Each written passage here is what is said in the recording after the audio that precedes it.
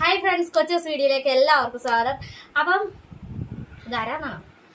ഇതാരാ നിങ്ങൾക്ക് ഇതാരാന്നറിയാവോ? നോക്കൂ, ഫേസ് കാണിക്കൂ.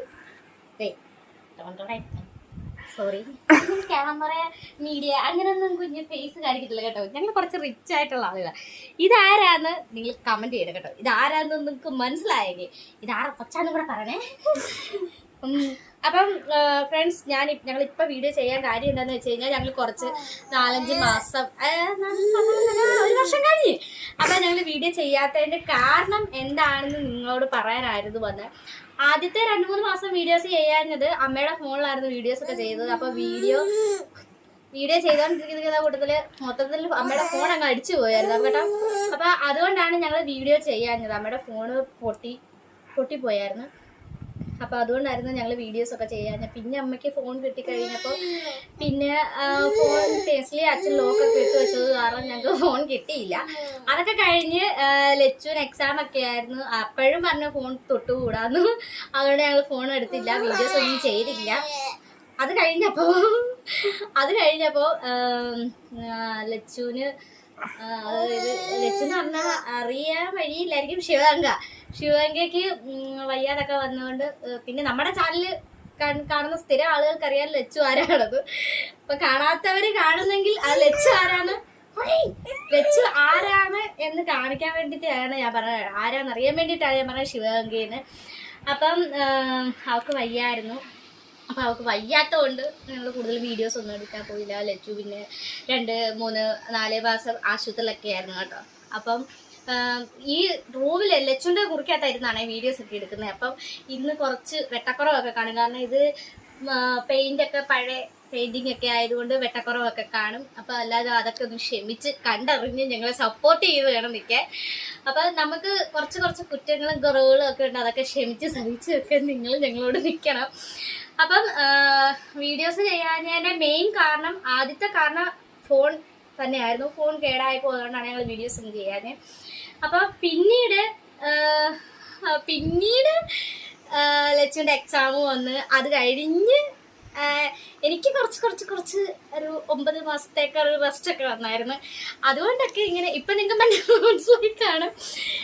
അതുകൊണ്ടൊക്കെയാണ് പിന്നെയും വീഡിയോസ് മുടങ്ങിയത്. അത് കഴിഞ്ഞ് പിന്നെ ലച്ചുവിൻ്റെ കാര്യം പറയണമല്ലോ. ലച്ചു ഹോസ്പിറ്റലൊക്കെ ആയിരുന്നു, ലച്ചുവിന് വയ്യായിരുന്നു.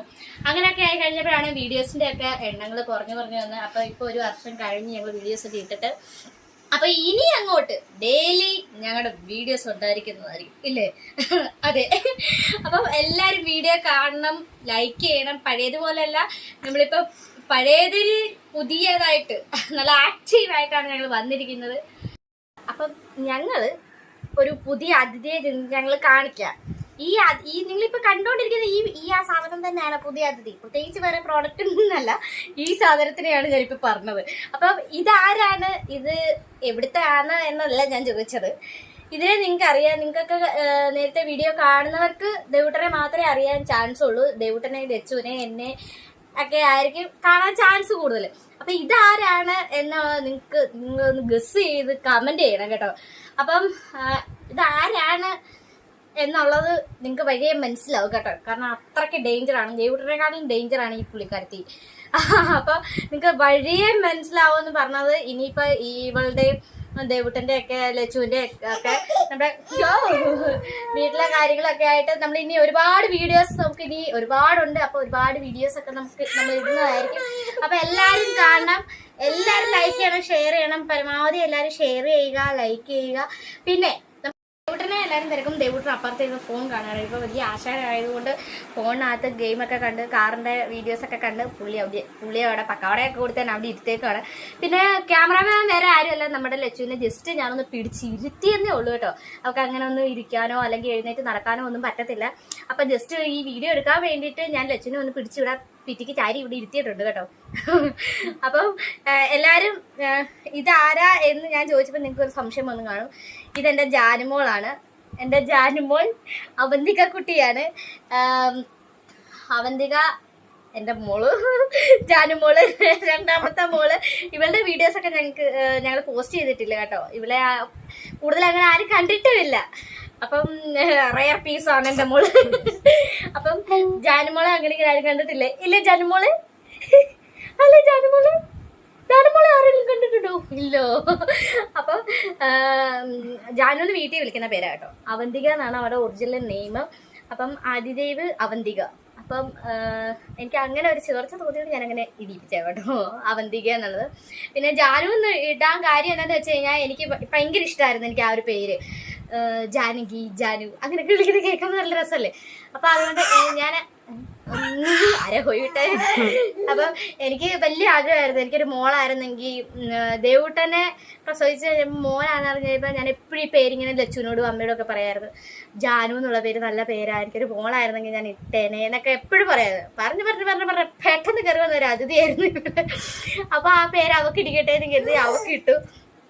അപ്പം ഇപ്പൊ ജാൻമണിയെ നിങ്ങൾക്ക് എല്ലാവർക്കും അറിയാലോ.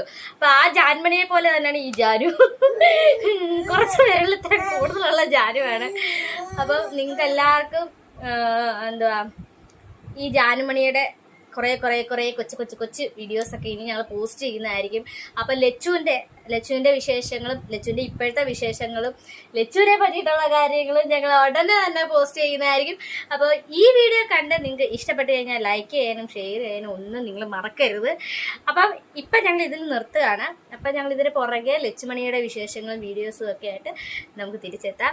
അപ്പം ടാറ്റാ ബൈ ബൈ.